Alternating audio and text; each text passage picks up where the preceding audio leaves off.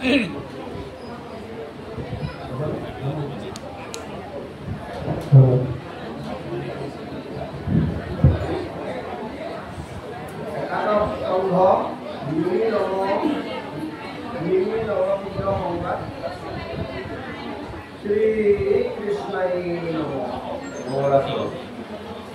राम जय जय कृष्ण कृपा मयम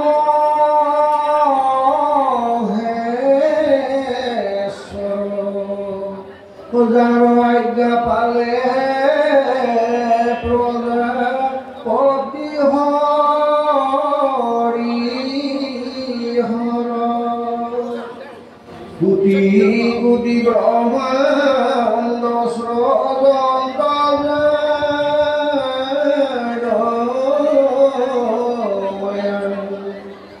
जय सनातन नित्य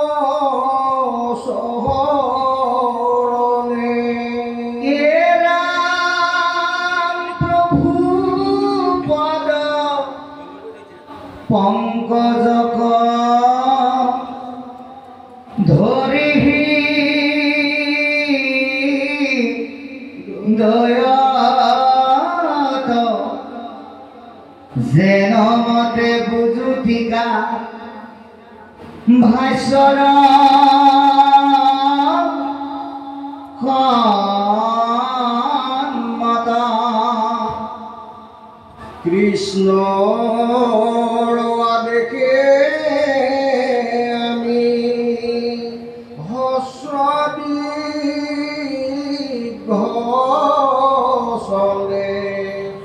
बिरसी सिद्ध কথা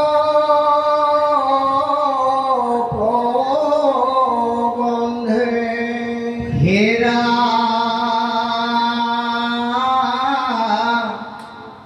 বৈকুণ্ঠর শাস্ত্রহিত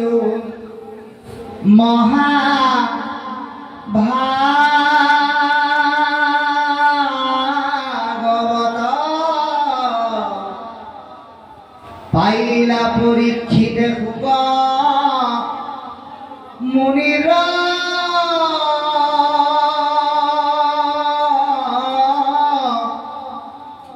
মুখত এরাম হাত দিন কুনি কুখে তোড়িলা নিপতি ঘোর কলি যুগে পড়ে নাই গদি এরাম খুব নিগ গতি রাজা শুনা পৰীক্ষিত বসুদেৱ নাৰায়ণ বাদ বিপৰীত নিমি নবকীতে যেন ভৈৰা উপাখ্যান কহু খাবকে ৰাজা হুয়ো সাৱধান। কৃষ্ণ জয় গুৰু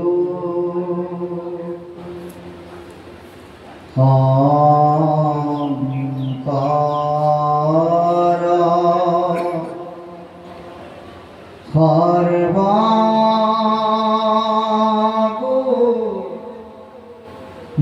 সৰ্বগুণাকৰ যাকেৰি নাহি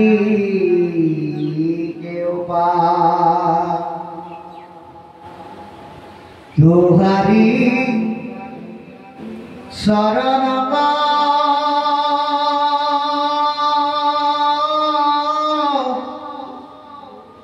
রেণু শত কোটি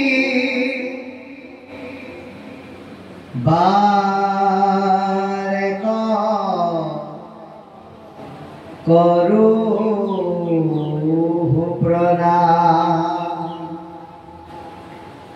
বারে করু প্রণাম বারে করু প্রণাম বারে করু প্রণাম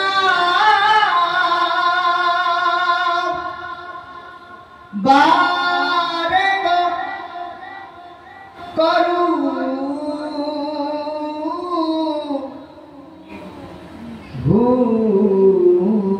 প্রণাম ভগতি মৃণতি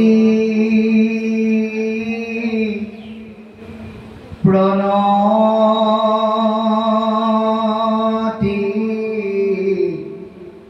না জানো হরি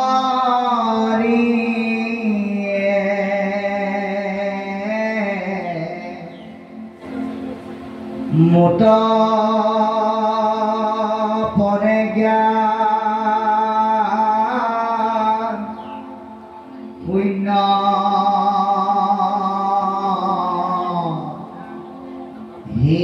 হীনমতি নাই রাম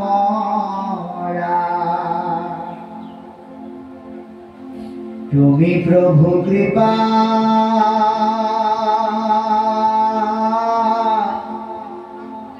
রখ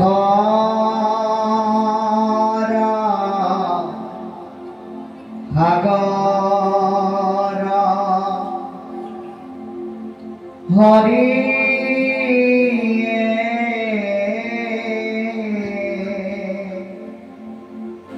দিয়া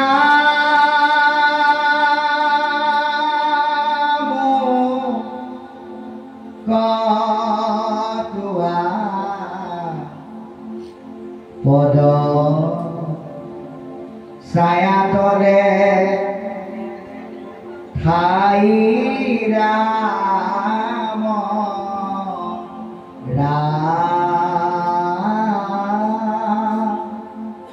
দিয়া মুক তোয়া পদ ছায়া তলে ঠাই রাম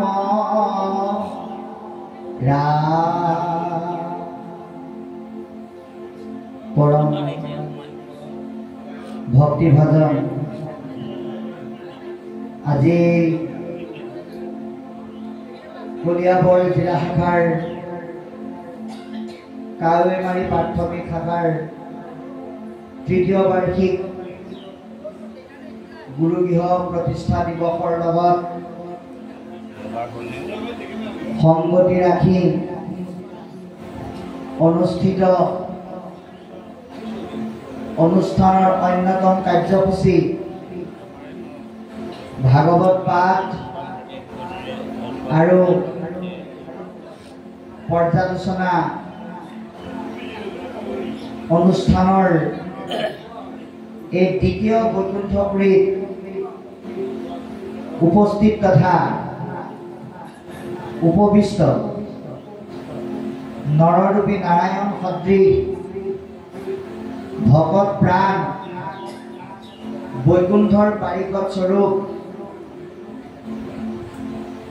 কৃপালু বাপ বান্ধৱ সমস্ত দৈৱকী যশোদা দেৱাৱতী পুনীতি সদৃশ মাতৃস্বৰূপা আই সমস্ত পৰীক্ষিত সদৃশ যুৱক তথা যুৱতী সমস্ত ধ্ৰুৱ প্ৰহ্লাদ সদৃশ কণ কণ ভাইটি ভণ্টি শিশু ভক্তসকল জয় জয়। আমি অকিঞ্চনে আপোনাৰ খবৰ অভয় পদকমলত শিৰ নত কৰি পৰম পুৰুষ ভগৱন্ত তথা মহাপুৰুষ কৃপালু দুয়োজনা গুৰুৰ চৰণক লক্ষ্য ৰাখি আমি ভক্তি ভৰা শ্ৰদ্ধা আৰু আন্তৰিক সেৱা নিবেদিছো। আমি সেৱা নিবেদন কৰিছো আজি অনুষ্ঠান ভাগি খুব কম সময়ৰ ভিতৰত উদ্বোধন কৰি এটা ৰসৰ মাধুৰ্যতাৰ মাজত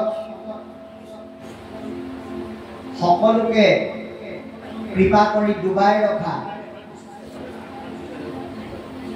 সুন্দৰ বক্তব্যৰে ভকতসকলৰ হৃদয় আহ্লাদিত কৰা আজি অনুষ্ঠানৰ উদ্বোধক বাপজনাক আমি আন্তৰিক শ্ৰদ্ধা ভৰা সেৱা নিবেদন কৰিছো। এনেকুৱা এটা সুন্দৰ ৰকেৰে আজি বক্তব্য প্ৰদান কৰি তেখেতে এনেকুৱা এটা স্তৰত বক্তব্যটো সামৰিছে য'ত নেকি শ্ৰোতাসকলৰ এটাই হেঁপাহ যে আৰু অকণ শুনিবলৈ পোৱাহেঁতেন। এনেকুৱা এটা ব্যৱস্থাত খুব সুন্দৰকৈ তেৰাই বক্তৃতা প্ৰদান কৰি ভগৱন্তক সেৱাৰ ৰসেৰে ভক্তিৰ তত্ত্বৰে আমি কেনেকৈ নিবেদন কৰিব লাগে বা ভগৱন্তক প্ৰাৰ্থনা কৰাৰ গুৰুত্বতাটো যি চিন্তাৰে মহাপুৰুষে আমাৰ মাজলৈ আগবঢ়াই দিছিল এই আটাইকেইটা দিশ সামৰি বক্তব্য প্ৰদান কৰা বাপজনাক আমি ধন্যবাদ কৃতজ্ঞতা আৰু সেৱা পুনৰবাৰ জনাইছো। আমি সেৱা নিবেদন কৰিছো অতি খুব সুললিত কণ্ঠৰে এই পাঠভাগে আৰম্ভ কৰি পাঠ আগুৱাই লৈ যোৱা পৰম কৃপালু পাঠাচাৰ্য প্ৰভুজনাৰ লগতে এই অনুষ্ঠান ভাগিত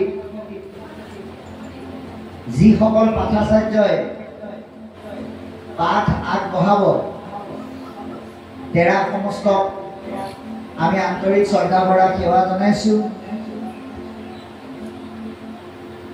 আজি আপোনালোকে এটা কথা জানিব, নেপোলিয়ন নামৰ এজন ব্যক্তিয়ে এটা বৰ ধুনীয়া কথা কৈছে যে তোমালোকে মোক এগৰাকী ভাল মাতৃ দিয়া, মই তোমালোকক এখন সুস্থ সমাজ আৰু এটা জাতি গঢ়ি দিম। তাৰেই জ্বলন্ত প্ৰমাণস্বৰূপে আপোনালোকে আত্মাৰ আহাৰ সুস্বাদু হিচাপে খাবৰ কাৰণে আমন্ত্ৰণ কৰি আনিছে বিশ্বনাথ জিলাৰ গৌৰৱ তথা অসমৰ সমস্ত মাতৃকুলৰ গৌৰৱৰ এক অন্যতম মাতৃ মন্দিৰা ভৰালী বৰা এগৰাকীক আপোনালোকে আমন্ত্ৰণ কৰি আনিছে। আপোনালোকে তেখেতৰ অন্তৰৰ পৰা নিগৰিত পদ্ম মুখহন্তে বাজ হ'ব লগা ভাগৱতৰ অমৃত তেখেতে মুখল ধাৰে বৰষুণ দিয়া দি আপোনালোকক দিব আৰু আপোনালোকে হৃদয়সমূহ জীপাল কৰিব। কিন্তু আমাক আপোনালোকে আমন্ত্ৰণ কৰিছে বিশ্বনাথৰ পৰা আপোনালোকৰ মাজত চৰ্চা হৈছে যে আমি বিশ্বনাথ চাৰিআলিৰ পৰা এজন ব্যাখ্যাকাৰ বক্তা আলোচক আৰু বিশ্লেষক হিচাপে মাতিছো বিনীত বৰা। এয়া আমাৰ কাৰণে এটা সৌভাগ্য। উদ্যোক্তা মণ্ডলী তথা আদৰণি সমিতিৰ চৰণত আমি চিৰ কৃতজ্ঞ যে তেৰা সংস্থাই আমাক এইখন সুযোগ দিলে। কিন্তু আপোনালোকক এটা কথা আমি জনাওঁ, উদ্যোক্তাসকলে যেনেকৈ আপোনালোকৰ মাজত প্ৰচাৰ কৰিছে বা আপোনালোকে যেনেকৈ ভাবিছে ঠিক তেনেকৈ আমি কোনো ভাগৱতৰ ব্যাখ্যাকাৰ বক্তা নহয়। আমাক আপোনালোকে বক্তা বিশ্লেষক ব্যাখ্যাকাৰ আলোচক হিচাপে নল'ব। আমি পথৰ দাঁতিৰ দুবৰি আৰু এজন নিকীন সেৱক। আৰু এই আৱাহতে ক'ব লাগিব আপোনালোকৰ চৰণৰ সেৱাৰ ৰসৰ মাধুৰ্যতা লাভ কৰিবৰ কাৰণে উদ্যোক্তা মণ্ডলী আৰু আমাৰ মাজত যুৱপুত্ৰ স্থাপন কৰা আপোনালোকৰ জিলাৰে অন্যতম এজন সাধু আমাৰ কৃপালু দাদুল বাপজনক আমি ধন্যবাদ জনাবই লাগিব। প্ৰতি পদে পদে তেখেতে আমাক কলিয়াবৰ জিলা শাখাত আপোনাক অকণমান কৃষ্ণ কথা শিকিবলৈ মাতিছে, আপুনি কিন্তু নোযোৱাকৈ নাথাকিব বুলি বাৰে বাৰে ফোন কৰে। আজি উপস্থিত আছে বাপজনক আমি ধন্যবাদ আৰু কৃতজ্ঞতা জ্ঞাপন কৰিছোঁ। এতিয়া আমি ব্যাখ্যাকাৰ বক্তা আলোচক হিচাপে আপোনালোকৰ মাজত উপস্থিত নাই হোৱা বুলি এইকাৰণেই কৈছোঁ, কৃষ্ণ সংস্কৃতি আৰু গুৰু দৰ্শনেৰে ভাৰতবৰ্ষৰ প্ৰেক্ষাপটত যি অসমৰ যিকেইখন জিলাই গৌৰৱৰ ধ্বজা উৰুৱাই আছে তাৰ ভিতৰত অন্যতম এখন জিলাই হৈছে কলিয়াবৰ জিলা, যিখন জিলাৰ পৰা সমগ্ৰ অসমক প্ৰতিনিধিত্ব কৰিছিল হৰি হাজৰিকা বাপজনাই। যিখন জিলাত শংকৰী সংস্কৃতি তথা গীত নৃত্য বাদ্য নাম প্ৰসংগৰ আধ্যাত্মিক তত্ত্বৰে সমগ্ৰ অসমকে এক যুগমীয়া চিন্তাৰ গুৰুজনাৰ ভাৱনা প্ৰতিপন্ন কৰিব পৰাকৈ সমস্ত মানৱৰ মনত আনন্দ আৰু ভক্তিময় ভাৱৰ চিন্তা আগুৱাই লৈ যাবৰ কাৰণে আজিও ত্যাগ আৰু কষ্ট স্বীকাৰ কৰি আছে এই জিলাৰ এই গৌৰৱ জ্ঞানজ্যেষ্ঠ বয়োজ্যেষ্ঠ ব্যক্তিসকল সন্মানীয় হৰি হাজৰিকা বাপজনাৰ নামটো আমি ল'বই লাগিব। যিখন জিলা ভাগৱতৰ ৰসেৰে কণ্ঠ নিকেনাই সমগ্ৰ অসমক ভক্তিৰ পোহৰ বিলাইছে, অহা কালিলৈ আহিব লগা অন্যতম ব্যাখ্যাকাৰ সমীৰণ হাজৰিকা বাপৰ কথা ক'ব লাগিব। তেনেকুৱা এখন জিলা আমাৰ দৰে এজন নিকিনে ভাগৱতৰ কথা ক'বলৈ অহা আৰু বৰুণ্ড পক্ষীৰ লগত টিপচি চৰাই উৰিবলৈ প্ৰচেষ্টা কৰা প্ৰায় একেই কথা। তথাপিতো আপোনাসৱৰ আজ্ঞা শিৰত লৈ ভাগৱতৰ ব্যাখ্যা আলোচনা কৰিম বুলি অহা নাই, কাৰণ আপোনালোকে জানে যে নদীবিলাক সাগৰলৈ যায় কিন্তু সাগৰ কেতিয়াও নদীলৈ নাযায়। ঠিক তেনেকৈ আমিও আপোনালোকৰ ভাগৱত মহাসাগৰৰ জ্ঞানেৰে পুষ্ট হৈ থকা আপোনালোক একোখন ভক্তিময় জ্ঞানৰ সাগৰ, আৰু আমি হৈছো নদীতকেও সৰু পুখুৰী খাল বিল জান জুৰিৰ দৰে এজন ব্যক্তি। গতিকে অকণমান কৃষ্ণ কথা চৰ্চাৰ এই পৰিৱেশত নিজকে একাত্ম কৰি মানৱ জীৱনৰ সফলতাৰ দিশত অগ্ৰসৰ হোৱাৰ চিন্তাৰ মাজেদি নিগৰিত সেৱাৰ ৰস আপোনালোকৰ পৰা তুলি ধৰিবৰ কাৰণে আগবাঢ়িবলৈ প্ৰচেষ্টা আৰু প্ৰয়াসে কৰা হৈছে। বাপাই সমস্ত এটা কথা খুব ভাল লাগিছে, গুৰু গৃহ প্ৰতিষ্ঠা দিৱসৰ লগত সংগতি ৰাখি দুদিনীয়া কাৰ্যসূচীৰে আপোনালোকে ভাগৱতৰ অনুষ্ঠান আয়োজন কৰিছে। মই পদৰ বিষয়লৈ সোমাই যাম, কিন্তু তাৰ আগতে সকলোৰে প্ৰতি এটি অনুৰোধ, আপোনালোক ঘৰৰ পৰা আহোঁতে ইয়ালৈ নামঘৰত ভাগৱত নামৰ ডাঙৰ কিতাপ এখন পঢ়ি আছে, তাকে শুনিবলৈ যাওঁ বুলি কিন্তু নাহিব। যদি ভাগৱত নামৰ ডাঙৰ কিতাপ এখন পঢ়ি আছে, তাকে শুনিবলৈ যাওঁ বুলি আহে, তেন্তে ইয়ালৈ অহাৰ সাৰ্থকতা অৰ্জন কৰিব নোৱাৰিব। কাৰণ পৰম পুৰুষ ভগৱন্তই কলিযুগত বাক্যময় ব্ৰহ্মৰূপে ভকতৰ মাজত আৰু ভাগৱতত থাকিম বুলি কৈছে। গতিকে ভাগৱতৰ মাজত নিজকে একাত্ম কৰা আৰু ভগৱন্তৰ লগত সম্বন্ধ স্থাপন কৰা একে কথা। বাক্যৰ দ্বাৰা তেওঁ আমাক কৈ থাকিব আৰু তাকে আমি পালন কৰিব লাগিব। যিটো নেকি এতিয়া মংগলাৰ চৰণত ক'লে কি বুলি, জয় জয় কৃষ্ণ কৃপা ময় মহেশ্বৰ, দ্বাৰ আজ্ঞা ক্ষীৰে বহে ব্ৰহ্মা হৰি হৰ। পৰম পুৰুষ ভগৱন্তৰ জয় ঘোষণা কৰি গৈছে, সেইজন দেৱতাৰ দেৱতা কৃষ্ণ দেৱতা, যাৰ আজ্ঞা সৃষ্টিকৰ্তা ব্ৰহ্মা, পালনকৰ্তা বিষ্ণু, সংহাৰকৰ্তা শিৱই আখৰে আখৰে পালন কৰে। আপোনালোকে নিজক কেতিয়াবা হয়তো প্ৰশ্ন কৰিব পাৰে যে ব্ৰহ্মাই, বিষ্ণুৱে, শিৱয়ে ভগৱানক দেখিছিলে কাৰণে ভগৱানে যি কৈছিলে তাকে শুনি পেলাই পালন কৰে, আমিতো দেখাই নাই, আমি কেনেকৈ পালন কৰিম? সেই কথাটোৰ এটা উদাহৰণ আপোনালোকক দিব বিচাৰিছো। আপোনালোকে নিজৰ ঘৰত টিভিতে হওক বা মোবাইলতে হওক ক্ৰিকেট খেল বা চিনেমা চাই, ক্ৰিকেট খেলখন বা চিনেমাখন শেষ হোৱাৰ পিছত নিজৰ মাজতে আলোচনা কৰে, আজি আমুক ক্ৰিকেটাৰজনে বৰ ধুনীয়া খেলিলে, মই দেখি পেলাই ভাল পালোঁ। কিন্তু ডাইৰেক্ট তেওঁক আপুনি দেখা নাই, কাৰ যোগেদি দেখিছে? মোবাইলটো বা টিভিৰ যোগেদি দেখিছে। এই ডাইৰেক্ট দেখি পেলাই যিমানটো ভাল লাগিব লাগিছিল, মোবাইল বা টিভিৰ যোগেদি দেখোঁতেও সিমানেই ভাল লাগিছে। এজন ব্যক্তিক এটা যন্ত্ৰৰ যোগেদি দেখি পেলাই যদি মনত আনন্দ আহিব পাৰে, ভাগৱতৰ যোগেদি ভগৱন্তই আপোনাক আমাক দেখা দি আছে। তেওঁ আমাক কৈ আছে কেনেকৈ চলিব লাগে, কেনেকৈ নিজক পৰিচালনা কৰিব লাগে। গতিকে সেই আনন্দটো ভাগৱতৰ যোগেদি ভগৱন্তক উপলব্ধি কৰি অন্তৰ্দৃষ্টিৰ দ্বাৰা আমি অনুভৱ কৰিব লাগিব। আৰু তাৰ যোগেদি ভাগৱতে যিখিনি কথা আমাক কৈছে তাক আমি আখৰে আখৰে পালন কৰিব লাগে, ব্ৰহ্মা বিষ্ণু শিৱই পালন কৰাৰ দৰে। কিন্তু আমাৰ ক্ষেত্ৰত কি হয়, ভগৱন্তৰ আজ্ঞা পালনৰ বিপৰীতে আমি কেতিয়াবা কেতিয়াবা আমাৰ জীৱনটো লৈ যাওঁ। সেইটো আমি কেতিয়াও কৰিব নালাগে। তাৰপিছত লিখিছে, কোটি কোটি ব্ৰহ্মাণ্ড স্বযন্ত্ৰ জান মায়া। পৰম পুৰুষ ভগৱন্তই কেৱল আপুনি আমি থকা এইখন ব্ৰহ্মাণ্ডই সৃষ্টি কৰা নাই, এনেকুৱা কোটি কোটি ব্ৰহ্মাণ্ড তেওঁ স্বজন কৰিছে। অনন্ত কোটি ব্ৰহ্মাণ্ডৰ হৰি অধিকাৰী বুলি কৈছে। গতিকে এই যে কোটি কোটি ব্ৰহ্মাণ্ড ভগৱন্তই সৃষ্টি কৰিছে, কিন্তু সেই যিটো বস্তুৰ প্ৰভাৱত ভগৱন্তই এই ব্ৰহ্মাণ্ড নিৰ্মাণ কৰিছে, সেই বস্তুটোৱে হ'ল মায়া।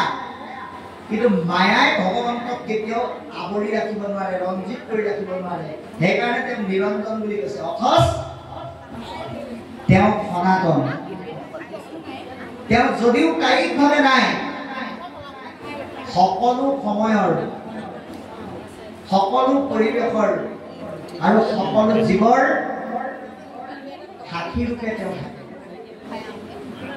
তাৰপিছত লিখিছে, নমো মধু ৰিপুৰাম মূল মহাগুৰু।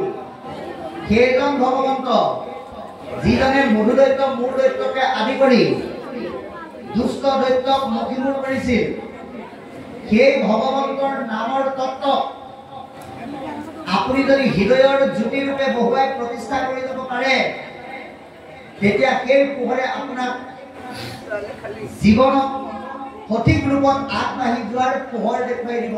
কাৰণ দু মানে আন্ধাৰ, দু মানে পোহৰ। সংসাৰৰ পথত আগবাঢ়ি যোৱা পোহৰটো আপোনাক সুন্দৰকৈ দেখুৱাই দিব। কিহে? ভগৱন্তৰ নামে।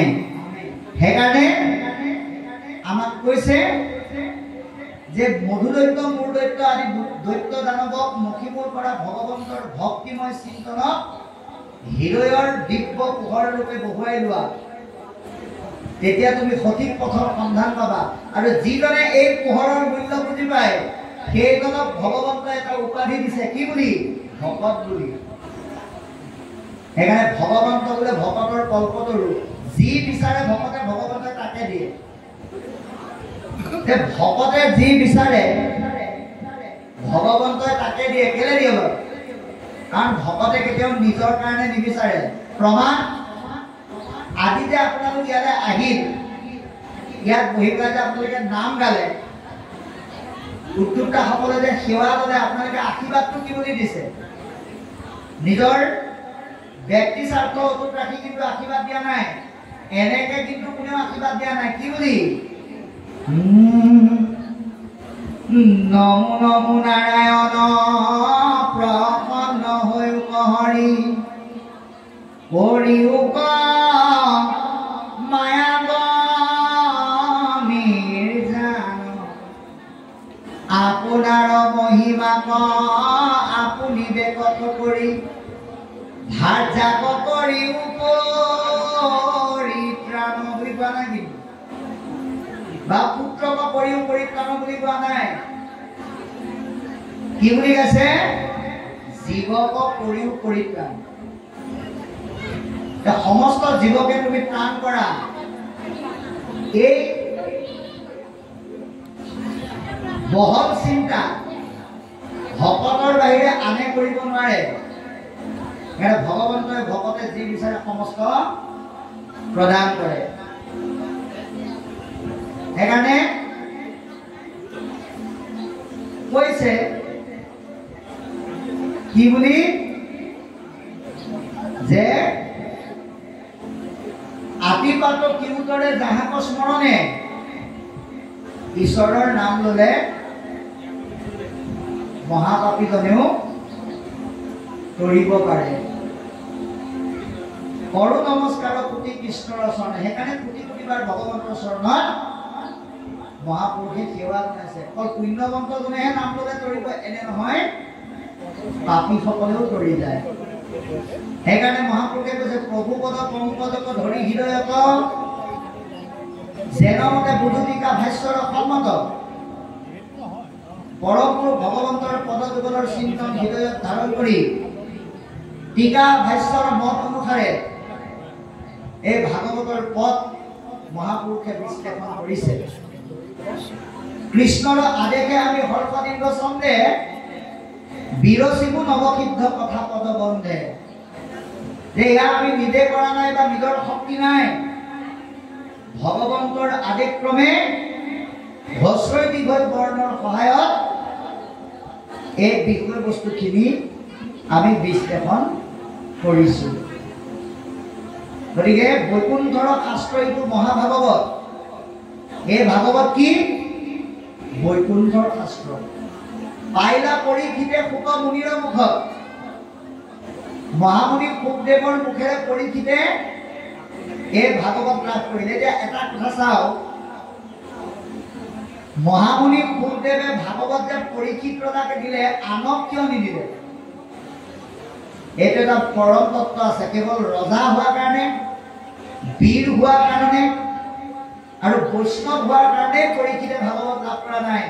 ভাগৱত লাভ কৰিবৰ কাৰণে যিমানখিনি পুণ্য লাগে সেইখিনি তেওঁ গৰ্ভতে অৰ্জন কৰি আহিছে। যেতিয়া অস্বস্থমাই গৰ্ভ বিনাশৰ হেতু তীক্ষ্ণতৰ অস্ত্ৰ মাৰিছিল, উত্তৰা আইগৰাকীয়ে ভগৱন্তৰ চৰণত প্ৰাৰ্থনা জনাইছিল। কি বুলি? এ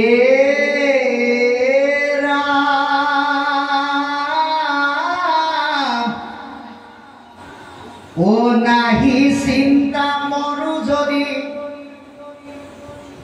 এহি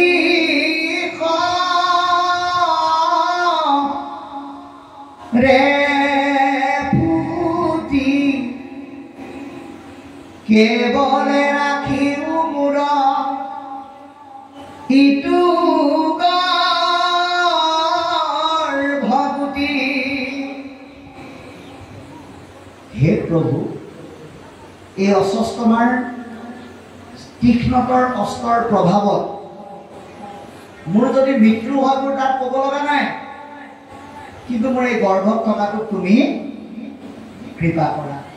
এই বুলি ভগৱতত আশ্ৰয় লোৱাৰ লগে লগে ঈশ্বৰে নিজে অমৃত দৃষ্টিৰে পৰীক্ষিতক উত্তৰাৰ গৰ্ভতে দেখা দিলে। গৰ্ভতে ভগৱন্ত দৃষ্টিৰ পৰীক্ষাৰ সন্মুখীন হোৱাৰ কাৰণে তেওঁৰ নাম পৰীক্ষিত। গৰ্ভতে ভগৱন্তক দৰ্শন হোৱাৰ কাৰণে তেওঁৰ নাম বিষ্ণুৰা। আৰু এই পুণ্যৰ কাৰণেই মহামুনি শুকদেৱৰ মুখেৰে মহাভাগৱত পৰীক্ষিত ৰজাই লাভ কৰিলে। কিমান দিনত?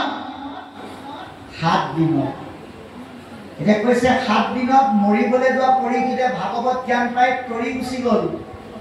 কলিকালৰ লোকসকলক কৈছে যে ৰজা পৰীক্ষিতে যদি সপ্তাহৰ 7 দিন সৎ ব্যৱহাৰ কৰি ভাগৱত শুনি যদি তৰিব পাৰে, কাৱৈ মাৰি নামঘৰত অনুষ্ঠিত হোৱা ভাগৱতৰ দুদিনীয়া কাৰ্যসূচীত ঈশ্বৰৰ কথা শুনি আমি তৰণৰ পথলৈ অকণমান অতিক্ৰম কৰিব নোৱাৰোনে কলিকালৰ লোক হিচাপে? কাৰণ নামৰ বাহিৰে কৃষ্ণ চিন্তাৰ বাহিৰে আৰু তৰণৰ বিকল্প ব্যৱস্থা কলিকালৰ লোকসকলৰ নাই বুলি কৈছে। শুকনি গদতি শুনি উপ পৰীক্ষিত। গতিকে পৰীক্ষিত ৰজাক শুকদেৱে কৈছে, হে ৰাজন, বসুদেৱ নাৰদ সংবাদ বিপৰীত। নাৰদ আৰু বসুদেৱে যি ব্যতিক্ৰমী বিষয়বস্তু আলোচনা কৰিছিল সেইখিনি শুনা। তেওঁলোকে কথা পাতি পাতি তেওঁলোকৰ বিষয়বস্তুৰ মাধ্যমেৰে এটা সুন্দৰ বিষয় আলোচনা কৰিলে। নিমি নৱ সিদ্ধে যেন ভৈলা উপাখ্যান। কেনেকৈ তেওঁলোকৰ কথাৰ মাজত নিমি আৰু নৱসিদ্ধৰ বিষয়ৰ আখ্যানটো ওলালে সেই বিষয়ে কওঁ। হে ৰাজা, সাৱধানে শুনা। অকল পৰীক্ষিতকে সাৱধান হ'বলৈ কোৱা নাই, আপোনাক আমাক আজি সাৱধানে শুনিবলৈ কৈছে। আমি চেণ্ডেলটোৰ বাহিৰত থৈ অহাৰ দৰে সাংসাৰিক মনৰ ভাৱনাবিলাকো বাহিৰত থৈ আহিব লাগিব। তেতিয়াহে এই ৰসে আপোনাক ক্ৰিয়া কৰিব। দোকানলৈ যাওঁতে যদি আপুনি মোনা এটাত যদি বস্তু ভৰ্তিকে লৈ গৈ পেলাই দোকানীক কয়গে, হে দোকানী, মই আমুক বস্তু কেইটামান নিবলৈ আহিছো, এই মোনাটোতে ভৰাই দিয়া, তেতিয়া দোকানী ক'ব আপোনাৰ মোনাটোত জেগাই নাই দিবলৈ। ঠিক তেনেকৈ আমি এই ভকতে সৃষ্টি কৰা গুৰুজনাৰ অনন্য সৃষ্টি কৰি নামঘৰত ভাগৱতৰ যোগেদি ইয়াত যি নামৰ বেহা কৰিবৰ কাৰণে দোকান পাতিছে, হৃদয় ৰূপী মোনাটোত যাতে সেই নাম ভৰাই নিব পাৰো, তাৰ কাৰণে আমি খালী হৈ আহিব লাগিব। সেইটোৱে হৈছে সাৱধানতা। মনটো আৰু চিত্তটো কৃষ্ণক দি আমি শুনিব লাগিব। ইয়াৰ পিছত মনে কি কয় শুনিছো নাহক কৃষ্ণ। হে ৰাম, বাৰে বাৰে নাৰদক উপথান্ত মাধৱে নেৰংগ দ্বাৰকাৰী কৃষ্ণ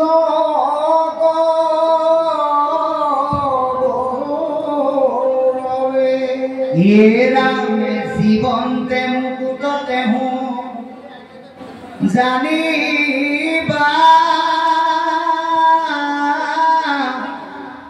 সাক্ষাৎ তথাপি উৎসুকয়াতি কৃষ্ণৰ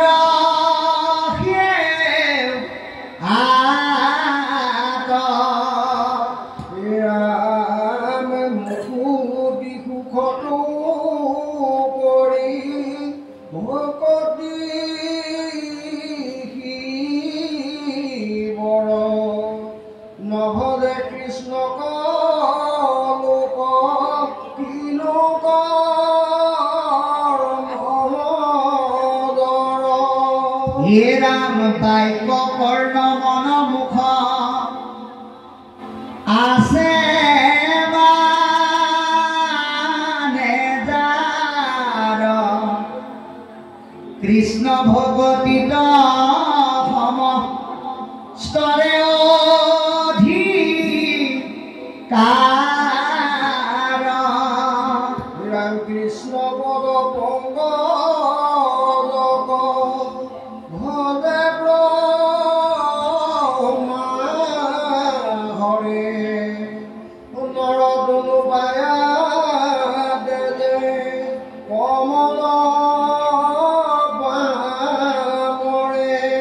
হিৰামে কুকালে মনুইছে মৃত্যুৰণে ৰাই হাত তথাপি নভজি মৰে কৰিয়া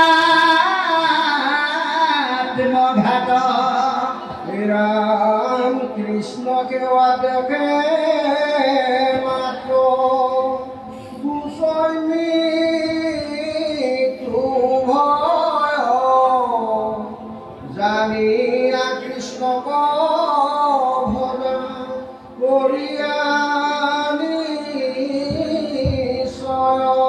কৃষ্ণ ইয়ালৈকে পদে কি ক'লে আমি আলোচনা কৰিম। আপোনালোকে মন কৰক, খুব জগতৰ ঈশ্বৰ কৃষ্ণদেৱে নাৰদক কৈছে, কি বুলি কৈছে? বাৰে বাৰে নাৰদক কথান্ত মাধৱে, হে নাৰদ, তোমাক মই কৈছো তুমি এবাৰ বসুদেৱকে আদি কৰি সকলোৰে খবৰ এটা লৈ আহা। কিন্তু নাৰদ নাযায়। এতিয়া আপুনি আমি এই কথাৰ যোগেদি নিজক বিচাৰিব লাগিব যে নাৰদে গৌৰৱ কৰিছে কাক লৈ? কৃষ্ণ সেৱাক লৈ, যাৰ কাৰণে কৃষ্ণই পঠিওৱাৰ পিছতো তেওঁ যোৱা নাই। এতিয়া নাৰদে গৌৰৱ কৰে কৃষ্ণ সেৱাক লৈ, আপুনি আমি কিহক লৈ গৌৰৱ কৰোঁ?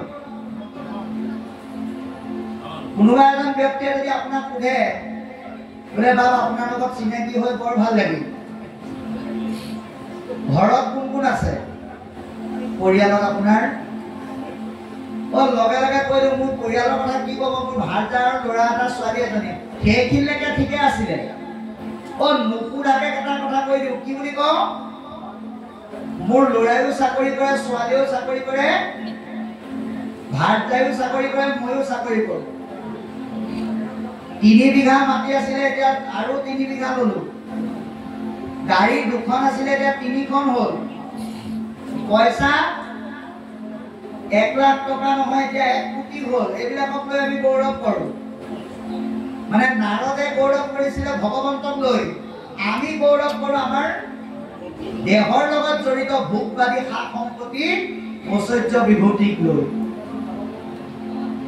আৰু এটা কথা চাব, কৃষ্ণই পঠিওৱাৰ পিছতো নাৰদে কৃষ্ণৰ গুৰিৰ পৰা যাবলৈ বিচৰা নাই। কিন্তু আপোনাক আমাক বাৰে বাৰে শাস্ত্ৰকেইটা দশম ৰত্নাৱলী ভাগৱতে ভগৱতৰ ওচৰলৈ যাবলৈ আহ্বান দি থকাৰ পিছতো আমাৰ কি নাই?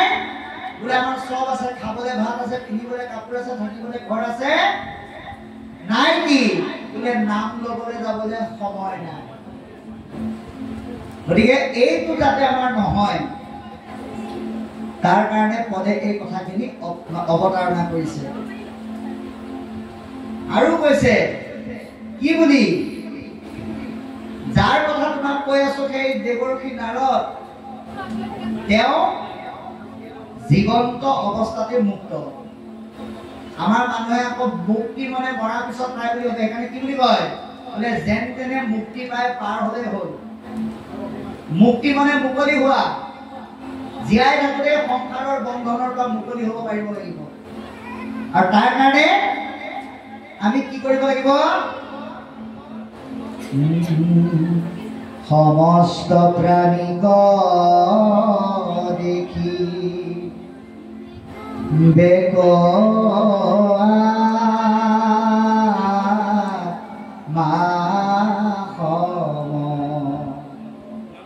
উপায়ৰ মধ্যত ইটো আতিমূৰ্খতম।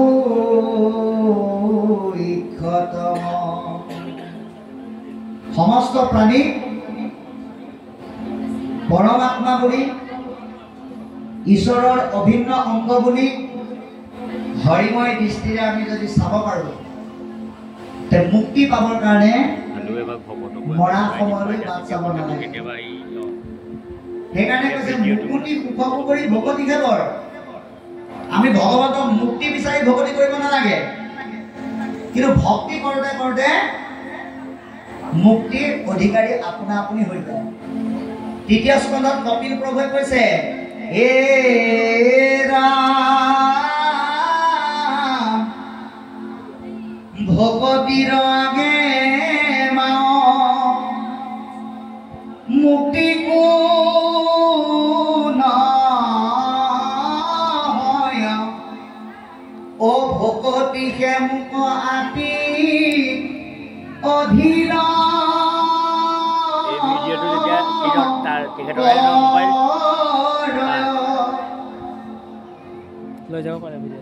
গতিকে মুক্তিৰ দৃষ্টি ভক্তিৰ দৃষ্টি মুক্তি এটা সামান্য বস্তু ভক্তি কৰোঁতে কৰোঁতে আমি তাৰ অধিকাৰী হৈ যাওঁ সেইকাৰণে কৈছে বাক্য কৰ্ণ মনোমুখ আছে মানে যাৰ কৃষ্ণ ভকতিত সমস্ত অধিকাৰ ভগৱতে আমাক কি দিয়া নাই অন্য জীৱতকে কেইটামান বস্তু বেছিকে দিছে কথা ক'বলৈ মুখ দিছে বাক্য চিন্তা কৰিবলৈ মন দিছে শুনিবলৈ এখন নহয় দুখন কাণ দি দিলে সেইকাৰণে আমি কি কৰিব লাগে সদায় বাক্যবিলাক আমাৰ কৃষ্ণযুক্ত হ'ব লাগে কেৱল নামঘৰত ভকতক দেখিলে কৃষ্ণ বুলি ক'লেই নহ'ব ব্যৱহাৰিক জীৱনতো কৃষ্ণ শব্দ আমি ৰাতিপুৱা শুই উঠাৰ পৰা ৰাতি শুৱালৈকে ঈশ্বৰৰ নাম সেৱাৰ মনোভাৱেৰে উচ্চাৰণ কৰিব লাগিব মনৰ চিন্তাত কৃষ্ণৰ ভাৱনা প্ৰভাৱ থাকিব লাগিব আৰু ভগৱন্তই দিয়া দুখন কাণ হৰিত লগাব লাগিব আমাৰ কিন্তু উল্টাটো হয় আপোনালোকৰ অৱশ্যে নহয় দে আমাৰ কি হয় ভগৱন্তই দুখন কাণ দিলে আমি কি বুলি ভাবিলো বোলো দুখন কাণ দিছে যেতিয়া লাহে লাহে শুনিলেও হ'ব এখন মুখ দিছে গতিকে পটাপট পাওঁতে খাই লওক কিন্তু আজি ভাগৱতে কৈছে দুখন কাণ দিছে যিমান পাৰা সৰহকে ভৰোৱা কিয় এই মনুষ্য জন্মটো তুমি আকৌ পোৱা নাই তাৰ কোনো নিশ্চয়তা নাই যিমান কাণেৰে ভৰাব সিমানেই মনত ভক্তিময় ভাৱনাৰ সৃষ্টি হ'ব আৰু সেই ভাৱনাৰ মুখতে বাজ হোৱাৰ লগে লগে জীৱৰ দ্বাৰা আত্মাৰ কল্যাণ সাধিত হয় প্ৰভুপদ পংকজক ভলে ব্ৰহ্মা হৰে ভগৱন্তৰ চৰণ সৃষ্টিকৰ্তা ব্ৰহ্মা পালনকৰ্তা বিষ্ণু আৰু সংহাৰকৰ্তা শিৱই সেৱা কৰে নৰতনু পায়াতে যে কমন কামৰে এই নৰদেহ পায় যিসকলে তেওঁৰ চৰণ চিন্তা নকৰে সেইসকলৰ সমান পাপী আৰু নাই একো কালে মনুষ্যে মৃত্যুৰ নেৰাই হাত আমি কৃষ্ণ সেৱা আৰু ভগৱন্তৰ নাম শ্ৰৱণ কীৰ্তনৰ আৰু ভক্তি বাহিৰে আমি মৃত্যুৰ পৰা হাত সাৰিব নোৱাৰো তথাপি নভজি মৰে কৰি আত্মঘাত যিসকলে এই কথা জানিও ভগৱন্তক নভজে সেইজন ব্যক্তি আৰু আপোনঘাতী মানুহৰ মাজত পাৰ্থক্য নাই সেইকাৰণে আমাৰ মহাপুৰুষে লিখিছে যে শত্ৰু বিচাৰি বাহিৰলৈ যাব নালাগে বন্ধু বিচাৰিও বাহিৰলৈ যাব নালাগে কি বুলি কৈছে আপুনিয়া পোন শত্ৰু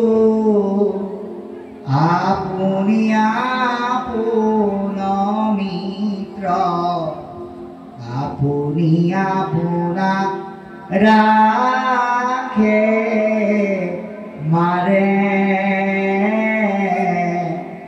হৰিক নবজিনৰে আপুনি ভয় নষ্ট হৰি ভজি আপোনা কতাৰে ৰাম হৰি ভজি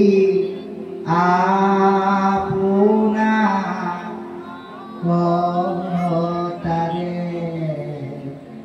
গতিকে মৰণক যাতে আমি তৰণলৈ পৰিণত কৰিব পাৰো তাৰ কাৰণে কৈছে কৃষ্ণ সেৱা দেখি মাত্ৰ গুছে মৃত্যু হয় যিমানেই ভকতৰ সংগৰ যোগেদি কৃষ্ণ সেৱাৰ ৰসত নিজক একাত্ম কৰিব সিমানেই মনৰ পৰা মৃত্যুৰ ভয় দূৰ হ'ব।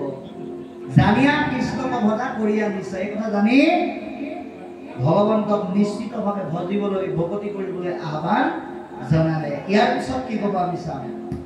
কৃষ্ণ হে ৰাম দিনে কণাৰত গৈলা বসুদেৱ ঘৰে, ৰাম দেখি বসুদেৱে তাংক পুজিলা সাদৰে। হে ৰাম কৰিলা প্ৰণাম পাছে আহনে বহাই, ভুলিলা বিনয় বাক্য নাৰদ কচাই। হে ৰাম পিতৃ মাতৃ আহিলে পুত্ৰ নসুখ, সন্ত আগমন দুখীৰ দুচৈ দুখ। হে ৰাম মনে ভগৱন্ত তজু গমনে, সমস্তৰে কুশলহু অয়তাৱক্ষণে। হে ৰামে দেৱতাটো কৰি শ্ৰেষ্ঠ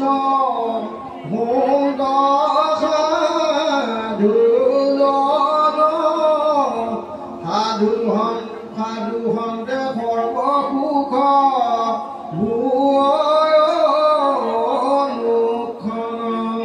হে ৰাম বিনয় সুখ দুখ দুই দেৱক পূজনে, কেৱলে সুখক মাত্ৰ সাধে সাধুজনে। ৰাম পূজায় অনুৰূপে দেৱ তাতেই ফল, কৰন্ত কৰোণা মাত্ৰ ভকত সকল।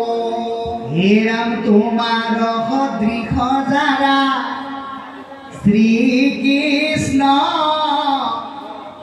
তমন, আসম্বাৰ সেই মতে হুৱে আচৰণ।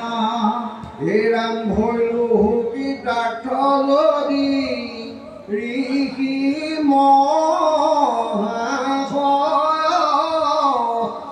তথাপিতো পুজু ভাগ বধৰ্মচয়। হে ৰাম পৰম শ্ৰদ্ধায়ে যাক শুনিলে মাত্ৰকে, দুৰ্ঘোৰ সংসাৰ দুখ তৰে লোকে। বাৰু কৃষ্ণ এইখিনিলৈকে আমাক কি ক'লে আমি আলোচনা কৰিম যে দিনেক নাৰদ গৈলা বসুদেৱক ঘৰে, দেখি বসুদেৱে তাংক পুজিলা সাদৰে। যে বাৰে বাৰে কৈ থকাৰ পিছত এদিন ভগৱন্তৰ আজ্ঞা শিৰত লৈ নাৰদ বসুদেৱৰ ঘৰলৈ গ'ল। আৰু কি বুলি কৈছে, দেখি বসুদেৱে তাংক পুজিলা সাদৰে। আজি যেনেকৈ আদৰণি সমিতিৰ উদ্যোক্তাসকলে ইয়ালৈ অহা ভকত সাধু বৈষ্ণৱসকলক নামঘৰৰ পদূলিৰ পৰা আদৰি আনিছে, বসুদেৱেও নাৰদক ঠিক তেনেকৈ তেওঁৰ ঘৰলৈ যোৱাৰ লগে লগে আদৰি দিছে। কিন্তু আমাৰ বাস্তৱিক জীৱনত সেৱা সকামবিলাকত ঠিকেই হয়, কিন্তু বাস্তৱিক জীৱনত কেতিয়াবা কেতিয়াবা এইটো অসুবিধা হয়, কেতিয়াবা কেতিয়াবা কৰবা। আপোনালোকৰ ফালে নহয় দেই, মই আপোনালোকৰ ফালৰ কথা কোৱা নাই, অন্য ফালৰ কথা কৈছোঁ। যদি কেনেবাকৈ ভাগৱত পাঠ আৰু ব্যাখ্যা কৰিব জনা ব্যক্তি হ'ল, তেওঁৰ ঘৰলৈ যদি কোনোবা ভকত এজন যায়, তেওঁ তেতিয়া ধুনীয়াকৈ আৰামী চকীখনত বহি পেলাই পৰিয়ালৰ বাকীসকলক কয়, পানী ঘটিটো লৈ যা, ভৰিকেইটা ধুৱাই দে, সেৱা এটা ল, ঘোষা এটা গা। যদি সোধে আপুনি নেযায় নেকি, হ'ব বাৰু মোৰ ইয়াৰ পৰাই হ'ব, সেইটো কেতিয়াও কৰিব নালাগে। যিজনে আনক সেৱা কৰিবৰ কাৰণে নিজৰ শিৰটো তল কৰিব নোৱাৰে, তেওঁ আনক কোৱা কথাখিনিৰো কোনো মূল্য নাথাকে। সেইকাৰণে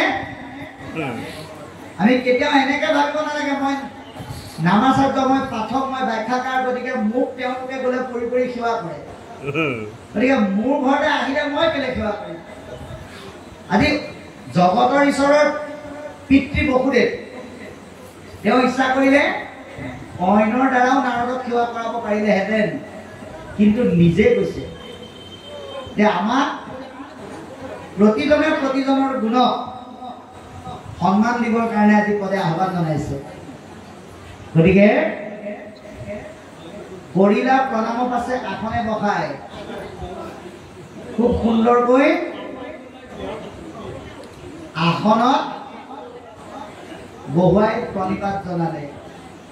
বুলিলা বিনয় বাক্য নাৰদক চাই, খুব ধুনীয়াকৈ নাৰদক চাই বিনয়ীভাৱে ক'বলৈ আৰম্ভ কৰিছে। কি বুলি? পিতৃ মাতৃ আহিলে পুত্ৰৰ যেন সুখ, সন্ত আগমনত দুখীৰ গুচে দুখ। আপোনালোকে এইটো বাস্তৱিক উদাহৰণে চাওক। আপোনালোকৰ ছোৱালীজনী যেনিবা আপোনালোকে কলিয়াবৰৰ পৰা ঢকুৱাখানালৈ বিয়া দিলে,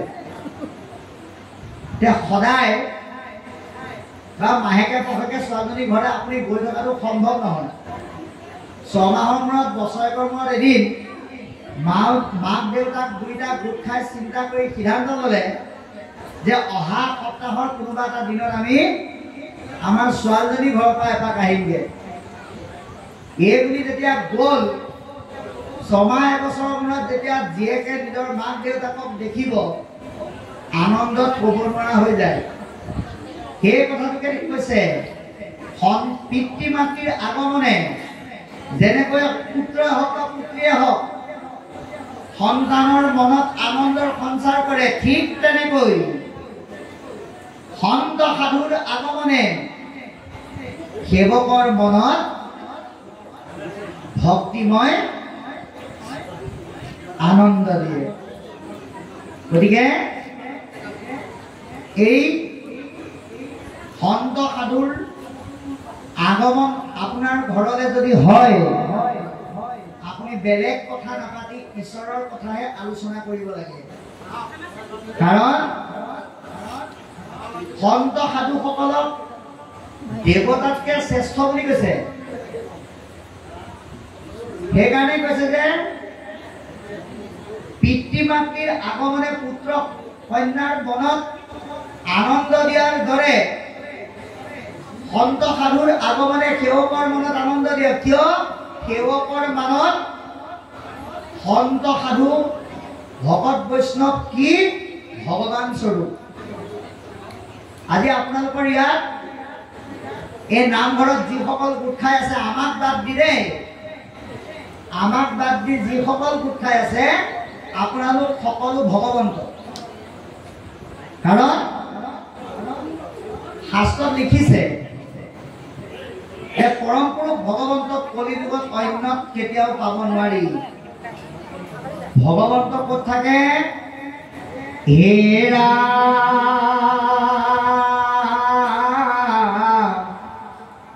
কৃষ্ণক পাইবাৰ জানা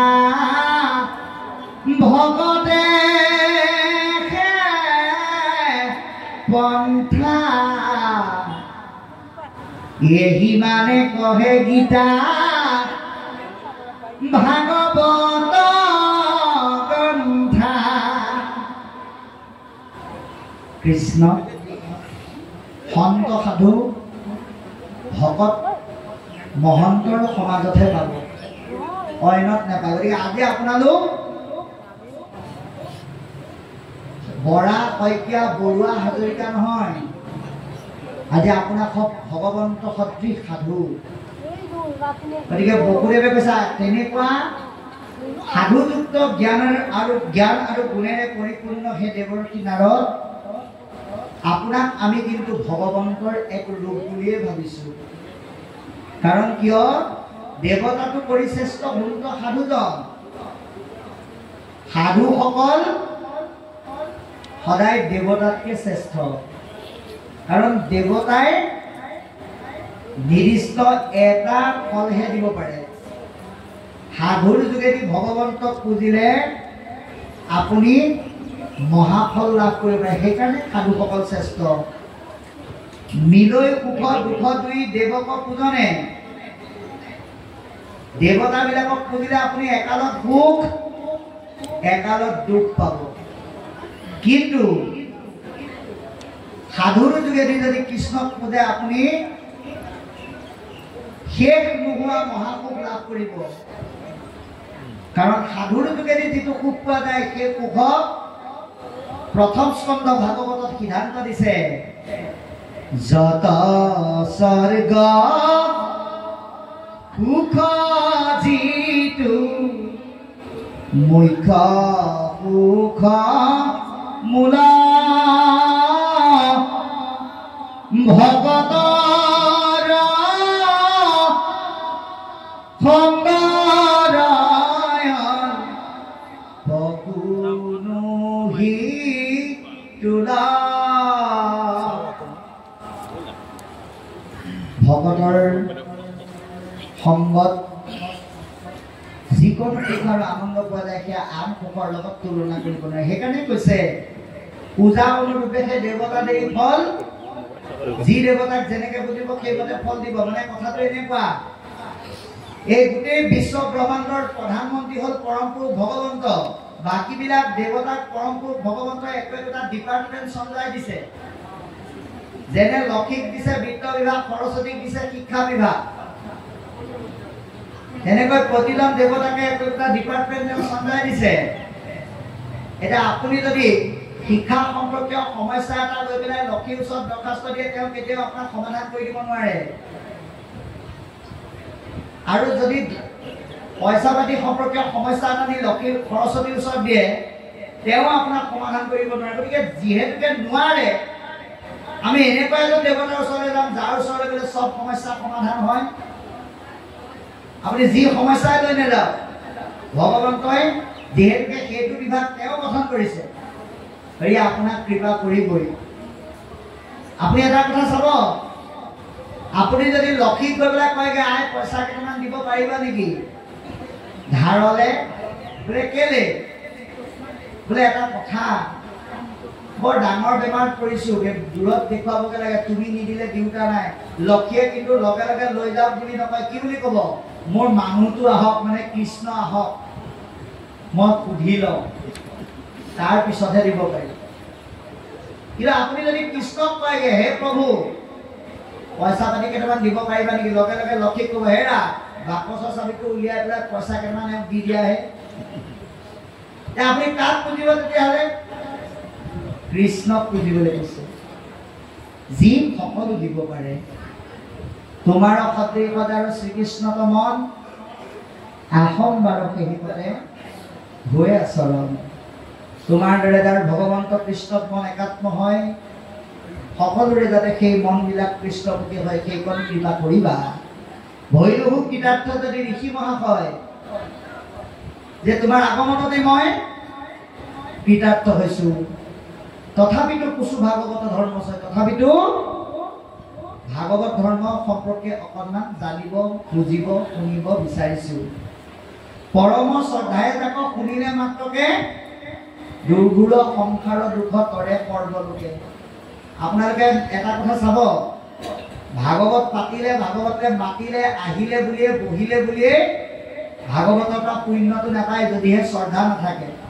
মই এটা আপোনালোকক কাহিনী কমাৰ লগে লগে পাঠলৈ যাম।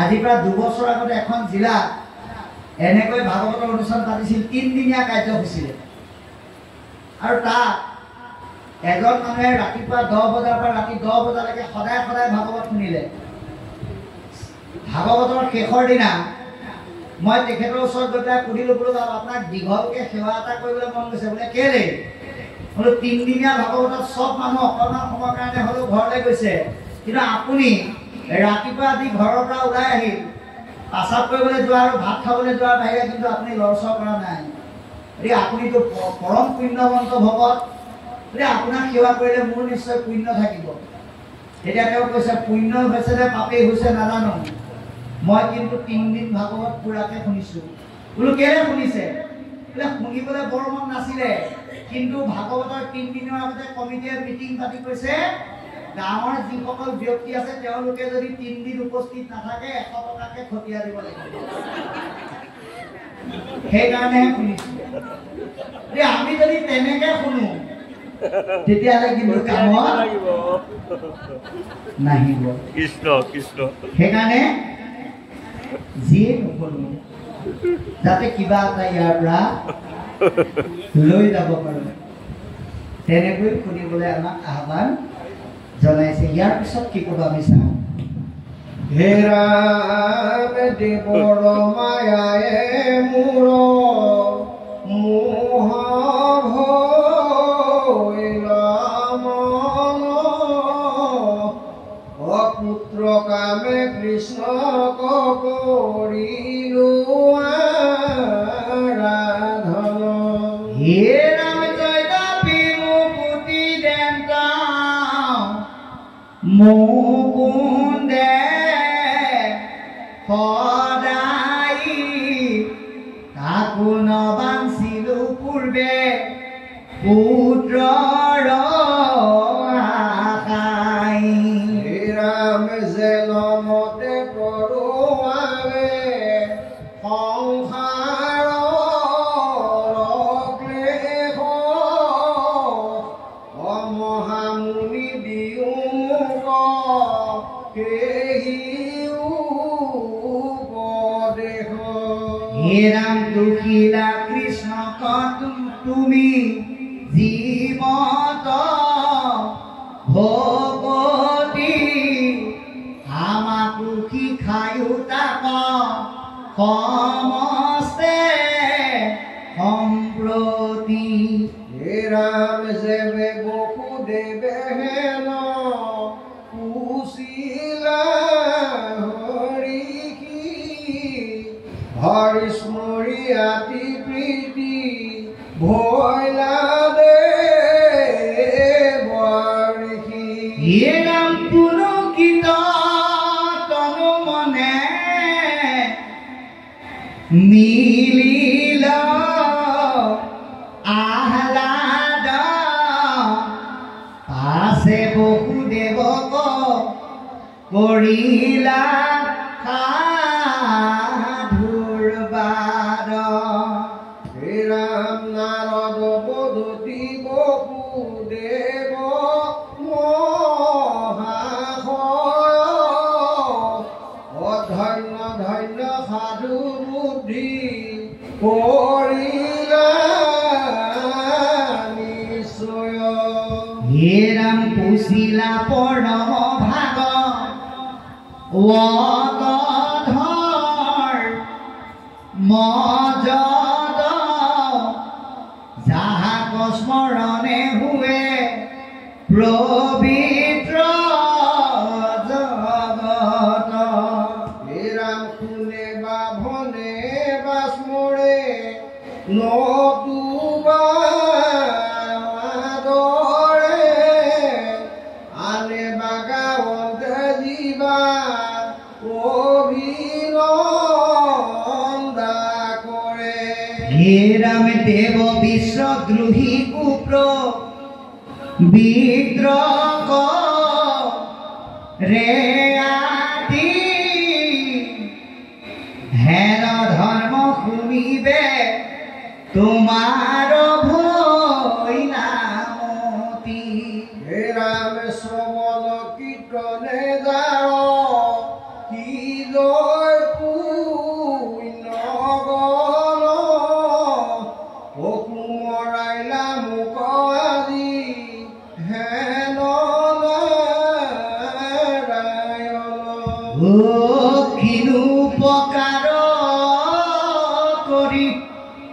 লাহাম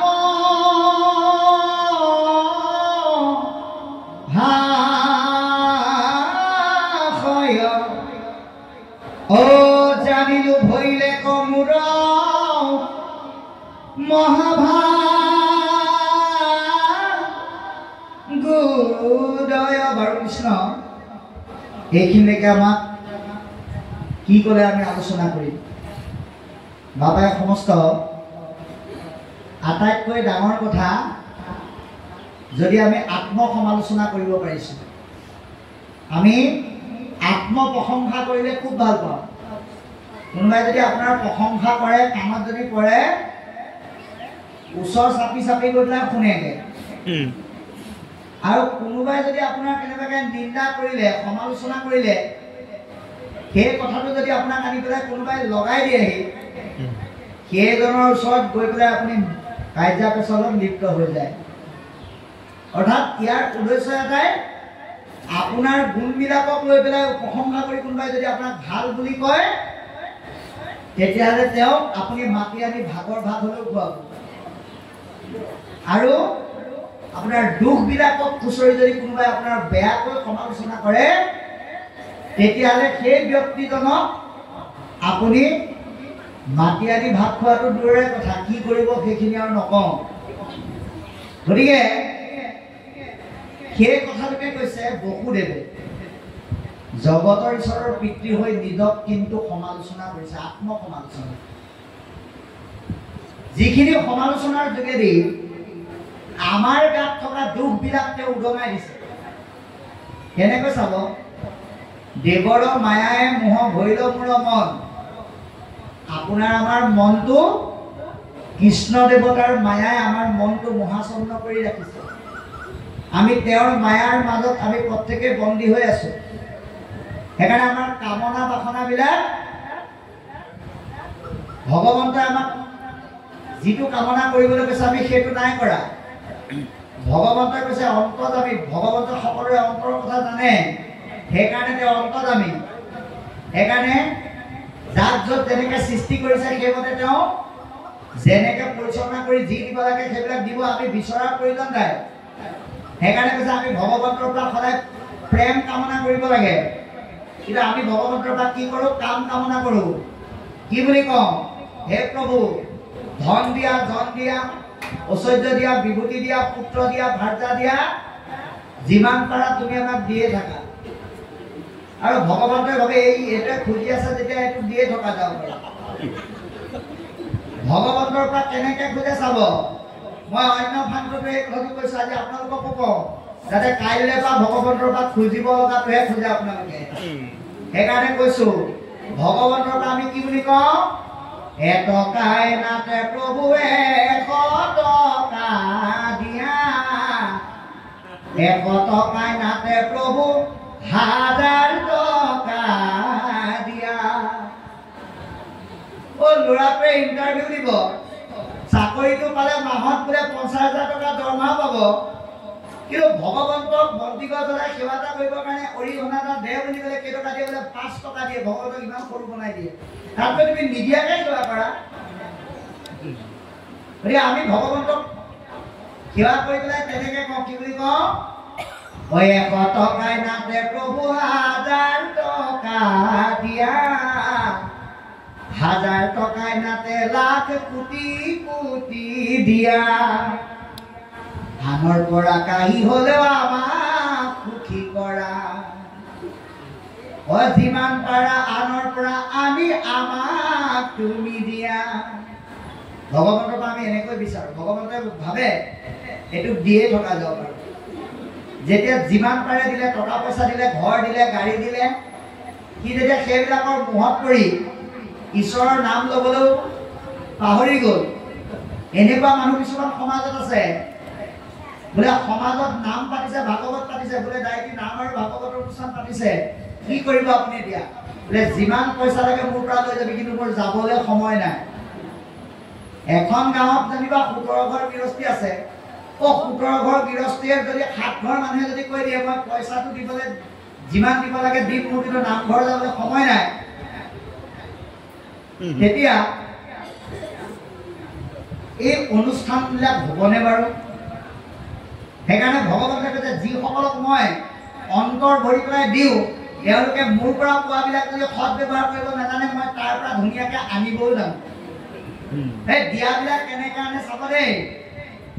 প্ৰথমতে বোলে তেওঁ ভগৱন্তই পইচা দিয়াজনৰ পৰা আনিবৰ কাৰণে কি কৰে? প্ৰেচাৰটো বোলে হাই কৰি দিয়ে। তাৰপিছত যলৈকে যায় তলৈকে যাওঁতে য'তে ৰসগোল্লা দিয়ে তাতে খুব ভাল পায়, খাবলৈ মন যোৱাই দিয়ে, চুগাৰ বঢ়াই দিয়ে। আৰু চুগাৰ প্ৰেচাৰ বঢ়াই দিয়াৰ লগে লগে যেতিয়া বেমাৰ হ'ব ডাক্তৰৰ ওচৰত যাব, ডাক্তৰকতো দিবই লাগিব। সেইফালে গ'ল ল'ৰাটোৱে হায়াৰ ছেকেণ্ডেৰী পাছ কৰিলে, দেউতাক আৰু বাপক সুধি আছে আমুকৰ পিতেকে কিবা ৰয়েল এনফিল্ড নিয়ে, গতিকে মোকো এখন লাগে। মাকে দেউতাকক কুটুৰিলে আৰু লগে লগে এখন কিনি দিলে। দিনত কলেজলৈ গ'ল, ৰাতি ফুৰিবলৈ গ'ল, কোনোবা এখন গাড়ীত চেলেকা এটা মাৰি থানাত সোমাই থাকিল। সেইফালে গ'ল। এনেকৈ লাহে লাহে ভগৱন্তই দিয়াবিলাক যেতিয়া নিবলৈ আৰম্ভ কৰে তেতিয়া ভগৱন্তক বোলে সেইদৰে গালি পাৰিবলৈ আৰম্ভ কৰে। কি বুলি? যিমান দিলা সিমান দিলা উদম কৰিলা তলি, সেয়েহে তোমাক গালি পাৰো কণা বিধতা বুলি। দিয়ালৈকে বোলে ঈশ্বৰ, নিদিলে বোলে কণা বিধতা, দিলে দাতা নিদিলে বিধতা। গতিকে এইবিলাক আমাৰ স্বভাৱ। কিহৰ কাৰণে হয়? ভগৱন্তৰ সৃষ্ট মায়াৰ কাৰণে হয়। সেইকাৰণে কৈছে যদ্যপি মুকুতিদেন্দ্ৰ মুকুন্দে সদায়, যিজন ভগৱন্তই আমাক সদায় ভক্তি আৰু মুক্তি দিয়ে, আশাৰ কবলত পৰি আমি ভগৱন্তৰ পৰা ভোগবাদী আৰু দেহমুখী বস্তুবিলাকহে বিচাৰি থাকোঁ। আশাৰ পৰিসৰটো কমাবলৈ কৈছে। সেইকাৰণে কৈছে কেনমতে প্ৰভু বাবে সংসাৰৰ ৰখলে, সংসাৰৰ দুখৰ পৰা কেনেকৈ পৰিত্ৰাণ পাম, মহামুনি দিও মোক সেই উপদেশ। হে মুনিবৰ, তুমি আমাক সেই উপদেশ প্ৰদান কৰা। গতিকে যেবে বসুদেৱ সুখিলা কৃষ্ণক তুমি যিমতে ভগৱতী, কৃষ্ণক তুমি কেনেকৈ ভক্তি কৰিলা, আমাকো শিকায়ো তাকো সমস্তে সম্প্ৰতি। সাম্প্ৰতিক সময়ত তুমি আমাক সেই কথাখিনি কৈ কৃপা কৰা। যেবে বসুদেৱে হেম কুচিলা হৰিষি, যেতিয়া বসুদেৱে আনন্দ মনে এই কথাখিনি সুধিলে, হৰিস্মৰি আতিপ্ৰীতি ভৈৰা মহাৰিষি, ভগৱন্তক স্মৰণ কৰি নাৰদে পৰম আনন্দ লাভ কৰিলে। পুলকিত তনু মনে মিলিল আহ্লাদ, মন পুলকিত হৈছে, আনন্দত আহ্লাদিত হৈছে। পাছে বসুদেৱক কৰিলা সাধুৰ বাদ, আৰু বসুদেৱক সাধু মান্যতা কৰি ক'বলৈ আৰম্ভ কৰিছে। কি বুলি? নাৰদ পদতী বসুদেৱ মহাশয়। এতিয়া আপুনি আমি এটা কথা প্ৰত্যেকে অনুভৱ কৰিব লাগে। আমি বহুতে এনেকে ভাবো, কোনোবাই যদি আমাক নামৰ আসনখন দিলে, পাথৰ আসনখন দিলে, বাখ্যাৰ আসনখন দিলে, আমি যেন একেবাৰে ৰাজ আসনখনহে পাই গলো। এনেকুৱা মনত ভাবি আমি কি কৰো, বোলে কাহাকো বনায় নাই, মোতকে জনা মানুহ আৰু নাই। আজি ভাগৱতে সিদ্ধান্ত দিছে যে এই আসনখনত বহাৰ লগে লগে মনৰ ভাৱনাটো এইটোৱে হ'ব লাগিব যে ইয়াত যিমানবিলাক কৰি আছে চবতকে মূৰ্খজনে হৈছো মই, বাকী সকলো জ্ঞানী। যিটো এতিয়া নাৰদে বসুদেৱক কৈছে, কি বুলি সম্বোধন কৰিছে? মহাশয় বুলি।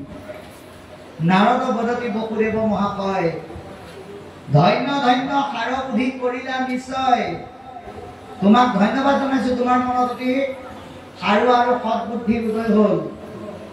পুচিলা পৰম ভাগৱত ধৰ্ম যত, তুমি শ্ৰেষ্ঠ ভাগৱত ধৰ্ম নিহিত প্ৰশ্ন অৱতাৰণা কৰিলা। যাহাক স্মৰণে হৈ পবিত্ৰ জগত, যাক শুনাটো দৰে কথা, স্মৰণ কৰিলে জগত পবিত্ৰ হয়। শুনে বা ভনে বা স্মৰণে নতুবা আদৰে, যি শুনিছে, আজি আপোনালোকে নাভাবিব বাপজনে পঢ়ি আছে, আমি কৈ আছো, আপোনালোকে শুনি আছে, আমিহে যে কৰিব পাৰিম তেনেকুৱা নহয়। যিসকলে ভকতক হাত ভৰি ধোৱাৰ পৰা, জা জলপান দিয়াৰ পৰা, অন্ন প্ৰসাদ তামোল চালি দিয়ালৈকে লাগি আছে, সকলোৱে কিন্তু এই ভাগৱতৰ পৰা পুণ্যৰ ভাগ পাব সমানেই। ভগৱন্তই নকয় এওঁতো ভাগৱত শুনা নাই, এওঁ ভকতক হাত ভৰিয়াই ধুৱাইছে, গতিকে এওঁক পুণ্যৰ মোনাটোৰ পৰা আধা কেজি কমাই দিওঁ বুলি নকয়, সমানেই দিব। সেইটোকে কৈছে কি বুলি, যে কোনে বা ভনে বা স্মৰণে নতুবা আদৰে আনে বা গাঁৱতে যিবা অভিনন্দা কৰে, দেৱ বিশ্ব দুহিকো পবিত্ৰ কৰে আপি, শত্ৰুজনকো এই ধৰ্মই পবিত্ৰ কৰে। হেন ধৰ্ম শুনিবে তোমাৰো ভৈৰামতী, এনেকুৱা সুন্দৰ ধৰ্মৰ প্ৰশ্ন অৱতাৰণা কৰি শুনিবলৈ যে তোমাৰ মন গ'ল, সেইকাৰণে তোমালোক ধন্য। আজি আপোনালোক সেই ধন্যবাদৰ পাত্ৰ হৈছে ভগত আৰু ভাগৱতৰ যোগেদি। শ্ৰৱণে কীৰ্তনে মাত্ৰ হৃদয় পুণ্যগত। আমি যিমানেই শ্ৰৱণ কীৰ্তন কৰিম আমাৰ সিমানেই পুণ্য অৰ্জন হ'ব। কোমৰ আইনা মুখ আজি হেন নাৰায়ণ, ভগৱন্তই আমাক সেই কথা আজি আকৌ এবাৰ মনত পেলাই দিলে। গতিকে কিনো উপকাৰ কৰিলা হা মহাশয়, জানিলো ভৈৰে কমল মহাভাগ্যদয়। গতিকে কৃষ্ণ কথা চৰ্চা কৰা মানে এটা মহান উপকাৰী কৰ্ম বুলি কৈছে। ভাগ্য নাথাকিলে এনেকুৱা সমাজত কৃষ্ণ কথা চৰ্চা কৰিব নোৱাৰে। আপোনালোকে নাভাবিব আজি শনিবাৰ এটা উৎসৱৰ কাৰণে অফিচ বন্ধ হৈ আছে কাৰণে, স্কুল বন্ধ হৈ আছে কাৰণে আমি আহিব পাৰিলো, এই কথা কিন্তু নাভাবিব। স্কুল অফিচ বন্ধ হৈ থাকিলেও, ছমাহৰ আগৰ পৰা ভাবি থাকিলেও আপুনি আহিব নোৱাৰিব পাৰে, যদিহে ভগৱন্তই আপোনাক কৃপা নকৰে। গতিকে এয়া মহাভাগ্যৰ ফলশ্ৰুতি বুলি আমাক জনালে। ইয়াৰ পিছত কি ক'ব আমি চাম।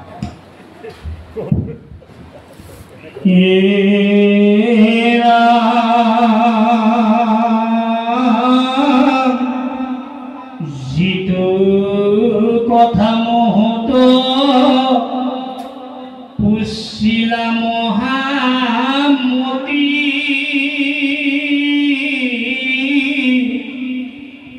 আৰু ইতিহাস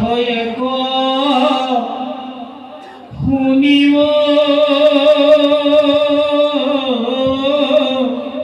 সম্প্ৰতি।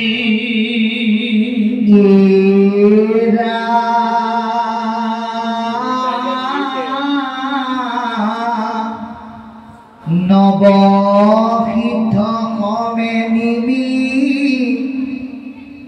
ৰাজাৰ সংবাদ,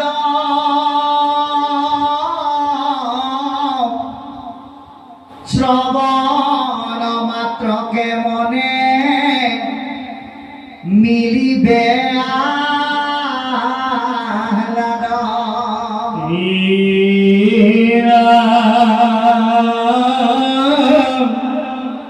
শুনা সেই কথা তুমি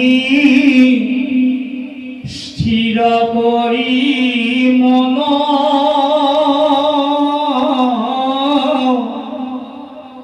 ভাগৱত ধৰ্ম আশ্ৰয়নী ৰূপম।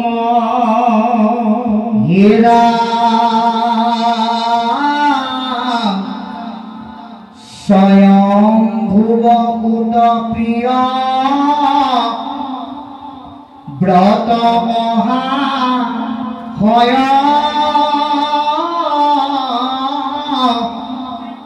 আছিলা অগ্নিধ্ব নামে তাহাদত নয়। ৰামগ্নিধৰ পুত্ৰ ভৈলা নাভি নৰপতি,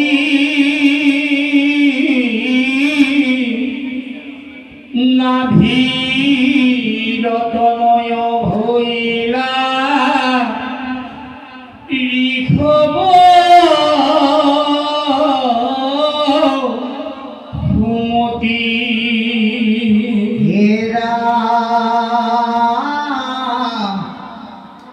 বাসুদেৱ অংশে আখি ভৈলায়ব তাৰ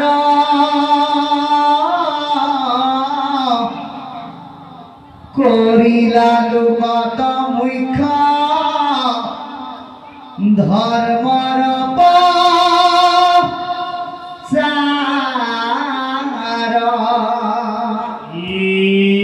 ৰাম কান্ত হন্তে উপজিলা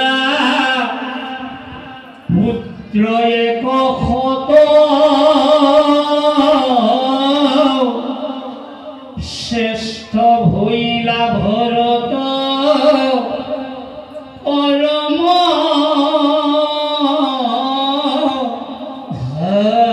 ভাগৱত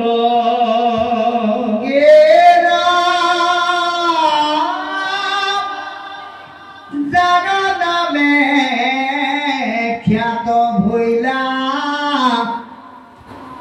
ভাৰত বৰিষ দেখয় বিষয় সুখ বিস্তাৰক দৃশ। বাৰু কৃষ্ণ,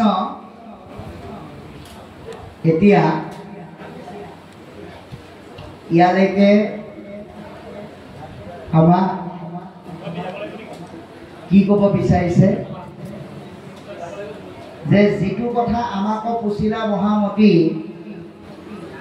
তাৰ ইতিহাসক শুনিও সম্প্ৰতি যে তুমি আমাক যি প্ৰশ্নৰ অৱতাৰণা কৰিছিলা সেই বসুদেৱ,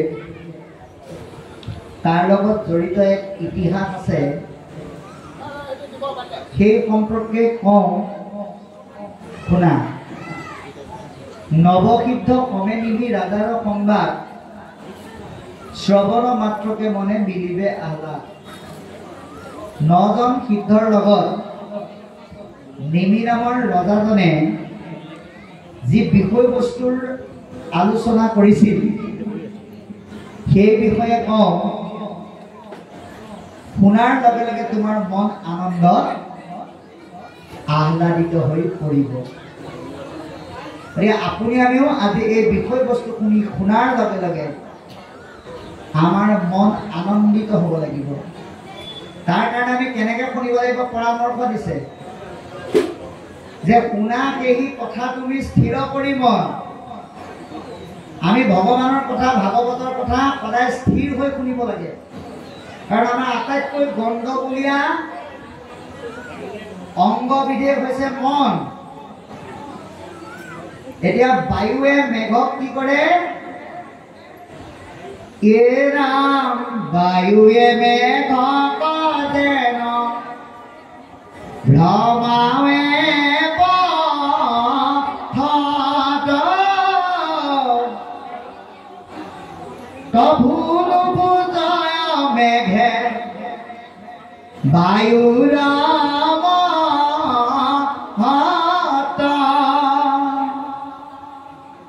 বায়ুৱে মেঘক বিভিন্ন স্থানলৈ পৰিভ্ৰমণ কৰাই ঘূৰাই, কিন্তু বায়ুৰ মহিমাটো মেঘে উপলব্ধি কৰিব নোৱাৰে। ঠিক তেনেকৈ আমাৰ এই চঞ্চল মনটো মায়াৰ বতাহজাকে বিভিন্ন ফালে লৈ যায়। এই লৈ যোৱা মনটো আমি স্থিৰ কৰি ল'ব লাগিব। আপুনি এই ভক্তি পথত যাত্ৰা কৰোঁতে আপোনাক বহুতে বহুত কিবা কিবি ক'ব, আপুনি সেয়া শুনি পেলাই যদি কাইলৈ পৰা নামঘৰলৈ নাহো বুলি ভাবে, ক্ষতিটো কিন্তু আপোনাৰ। মই আপোনাক এটা উদাহৰণ দিম যে আপোনালোকে দেখিছে আমি এজন শাৰীৰিকভাৱে দিব্যাংগ ব্যক্তি, আৰু দিব্যাংগতাটো ইমানেই জটিল, দৃষ্টি দিব্যাংগ, যিটো বস্তুৰ অবিহনে সমাজত সকলো ফালৰ পৰা পৰিচালিত হোৱাটো অকণমান অসম্ভৱ। তথাপিতো আমি আপোনালোকৰ আশীৰ্বাদকে মূল জীৱনৰ সাহস হিচাপে লৈ সৰুৰে পৰা এই ভক্তিময় ক্ষেত্ৰখনত আগবাঢ়িছিলোঁ। ভগতৰ লগে লগে ভাগৱতৰ কথা শুনাৰ অভ্যাস কৰিছিলোঁ। এই যেতিয়া গাঁৱৰ নামঘৰত ভাগৱত শুনিবলৈ নাম গাবলৈ যাওঁ, তেতিয়া এই নামঘৰৰ ৱালৰ কিনাৰত বহি বহি কিছুমানে আলোচনা কৰে, কি বুলি এওঁনো ইমান সৰুতে নামঘৰলৈ কেলে আহে, কিছুমানে কয় বোলে ভক্তিৰ কাৰণে আহে, কিছুমানে আকৌ সেই কথাটো কি বুলি কয় নহয় ভক্তিৰ কাৰণে নাহে, বোলে কেলে আহে এই জহা চাউলৰ পায়স খাবলৈ পাই যে সেইকাৰণে আহে বুলি কয়। কিন্তু আপোনালোকৰ দৰে মহাভকতে ইমানেই আশীৰ্বাদ দিলে, তেৰা সমস্তৰ সেই বিষয়বস্তুখিনিক আশীৰ্বাদ হিচাপে লোৱাৰ কাৰণে আজি আপোনালোকৰ দৰে মহাভকতৰ মাজত এই ভাগৱত ৰূপী নৌকাখনক বহা এজন শেষৰ গৰাকী শ্ৰোতা ছাত্ৰ হিচাপে উপনীত কৰিব পাৰিছোঁ। গতিকে আমি প্ৰত্যেকেই বিচলিত হ'ব নালাগিব। স্বয়ংভূৱ লোকপ্ৰিয় ব্ৰত মহাশয় আছিলা অগ্নিধ্ব নামে তাহান তনয়। স্বয়ংভূ মনুৰ পুত্ৰ, যাৰ নাম অগ্নিধ্ব। অগ্নিধ্বৰ পুত্ৰ ভৈলা নাভি নৰপতি। এই অগ্নিধ্বৰে পুত্ৰ হৈছে নাভি ৰজা আৰু নাভিৰ তনয় ভৈলৰ ঋষভ কুমলীয়া বংশ বিৱৰণ। নাভি ৰজাৰ পুত্ৰ হৈছে ভগৱানৰ 24 অৱতাৰৰ অন্যতম অৱতাৰী পুৰুষ ঋষভীশ্বৰ। বাসুদেৱ অংশে আশী ভৈলা অৱতাৰ, ঈশ্বৰৰ অংশে এই ধৰাত অৱতাৰ ধাৰণ কৰিলে। কৰিলা লোকত মুখ্য ধৰ্মৰ প্ৰচাৰ। ভগৱানে যুগে যুগে বিভিন্ন অৱতাৰ ধাৰণ কৰি তেওঁ যদিও নিৰ্গুণ, গুণলীলাৰ যোগেদি তেওঁ লোক সমাজত ভক্তি ধৰ্ম প্ৰচাৰ কৰে। আৰু ঋষভেও ঠিক তেনে লক্ষ্য উদ্দেশ্যেৰে এই ধৰাত অৱতাৰ হৈছিল। তান্তহন্তে উপজিলা পুত্ৰ একশত।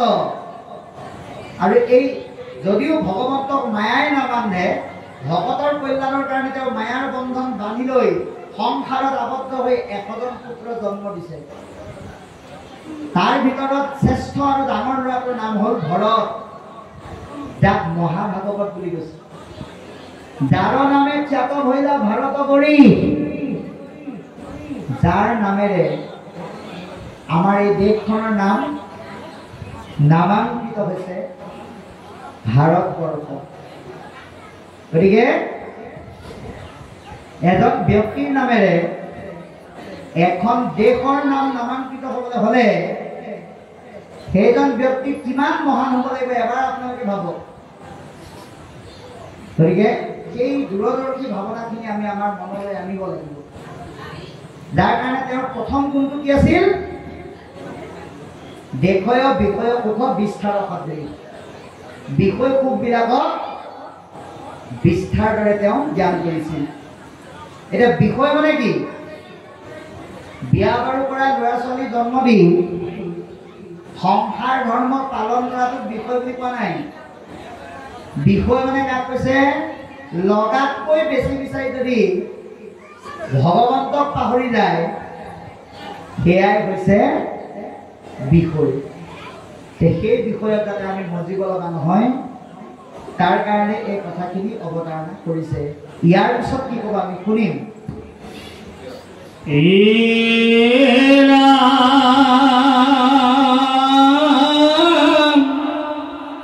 তৰুণ কালতে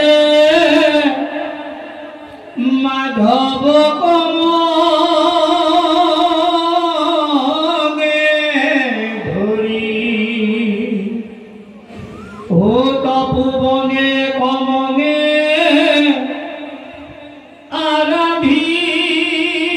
আৰাধিলা হৰি।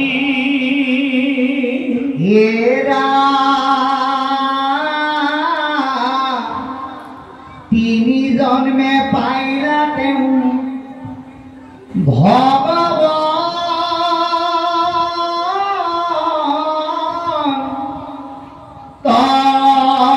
তপতি আউৰ নবজন ভৈলা নববৰ্ষ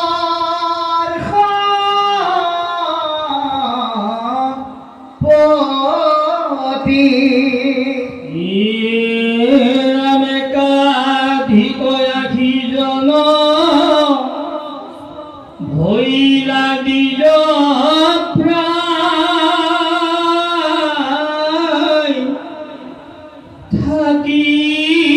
লোকত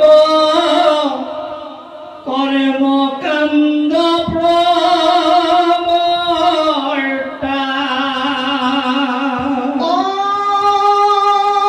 ভৈলা মহাক্ষিত্ৰ তত্ত্ব জ্ঞানী নব জন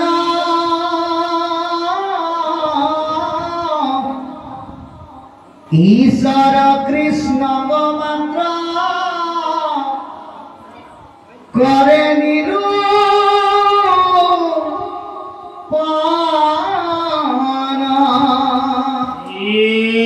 ৰাম খবে দিগম্বৰ আত্ম বিদ্যা বিশাৰদ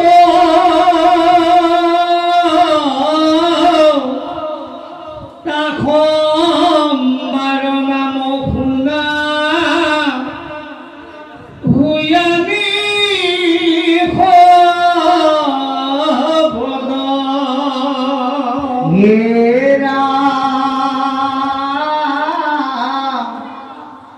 কবি হবি অন্তৰিক্ষ চতুৰ্থ প্ৰবুদ্ধ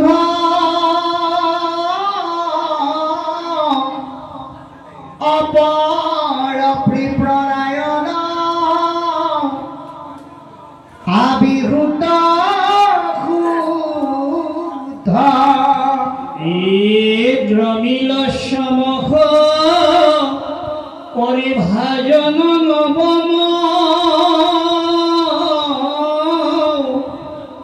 ইয়েহি নবসিদ্ধ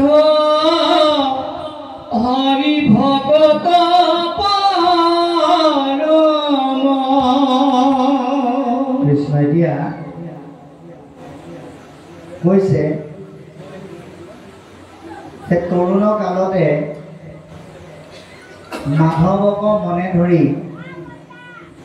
তপোবনে একমনে আৰাধিলা হৰি তিনি জন্মে পাইলা সিটো ভগৱন্ত কতি আউৰ নৱ জন ভৈলা নৱবৰ্ষপতি যে আপুনি আমি ভৰততকৈ কিন্তু ভাগ্যৱান কেলে বাৰু কাৰণ ভৰতে ডেকা অৱস্থাত